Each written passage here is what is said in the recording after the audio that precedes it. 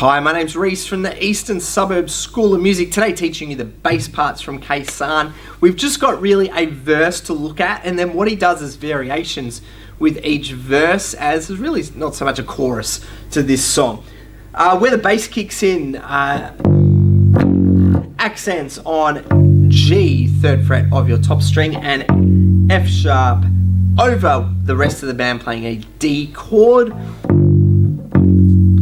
3rd fret and 2nd fret of that big thick string. Then we get this in the verses. Listen for the kick drum rhythm that's being played here.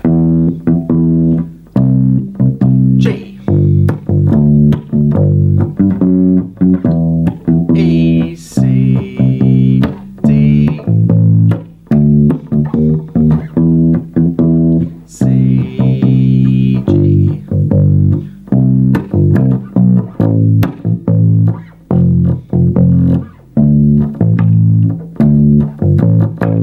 And that's a verse idea. Verse 1 and verse 2 have slightly different chord sequences. So this is the verse 1 idea.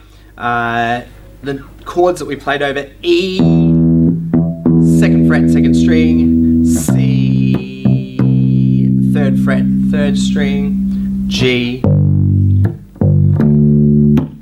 Just using the root and the 5th there. If you don't know what root 5th playing is, just click the tab above me or look in the video description below. We'll take you to my lesson on that particular bass line technique.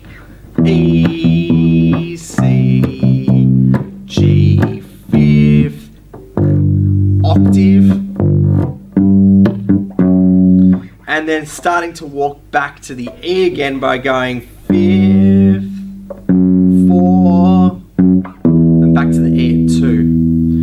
Just to play you this first line, I'll put it in context again. E, C, G, G. Second line, E, C, kick drum patterns again, D. So using the lower 5th, root 5th line here, D. The A is the 5th of the D, and it's both on 5th fret. How's that? D, D, D sharp. As the rest of the band plays D sharp diminished chord, we play its root note. It is mostly root note driven, this bass line. Third line, E, C, G, C.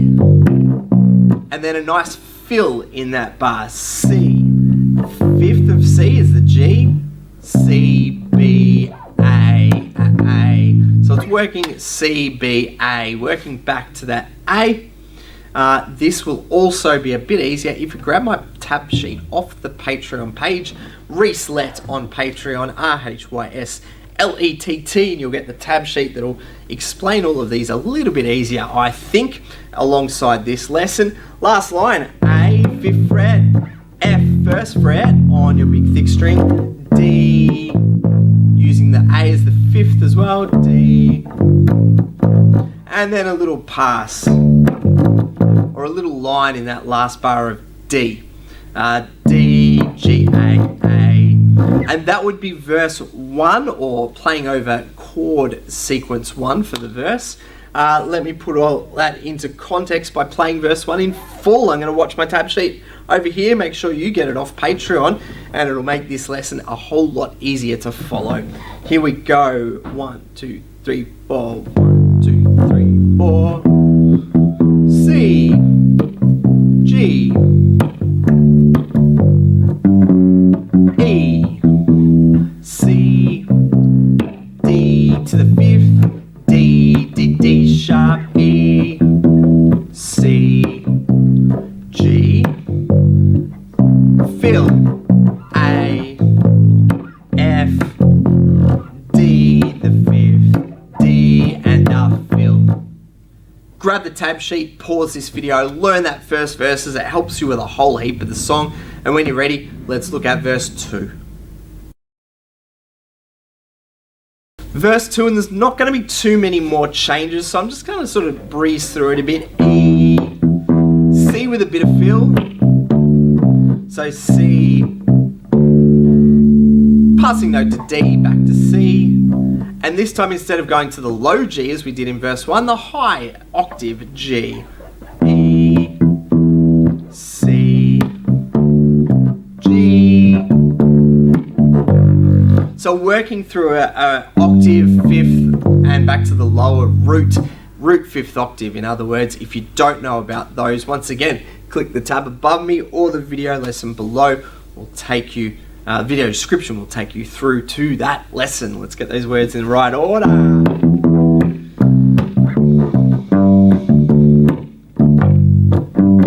Once again, that little walk back to the E, kick, drum.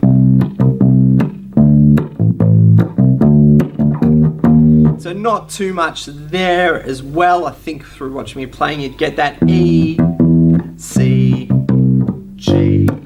C with the fill. That's going to be right throughout every verse, whether it's first or second verse style chord progression. Last line here has a bit of difference. A, D, G, C, G. And then into another verse. Learn those two progressions, verse 1 and verse 2. You've basically got the whole song. I'll look at what he does in the solo next, he being the awesome Phil Small, and just try and find, as I look through the sheet, any other variations of interest. But pause this video. Also, you might want to look up my cover version. Click the video description below to find a link or tab appearing above me right now. The solo, you're still using these verse progression ideas. Progression number 2, verse 2. One thing I noticed straight away looking over at the tab sheet, instead of using the higher E, he's used the lower octave, and it's something that if you looked at a few of these Cold Chisel or Phil Small videos, he does that a fair bit, varies what octave he plays in, gives it some variation. So the solo goes C, little bit of a walk,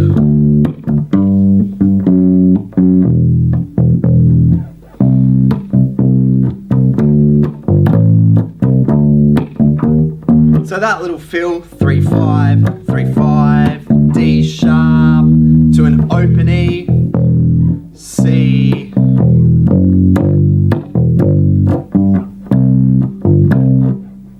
there's that fill again,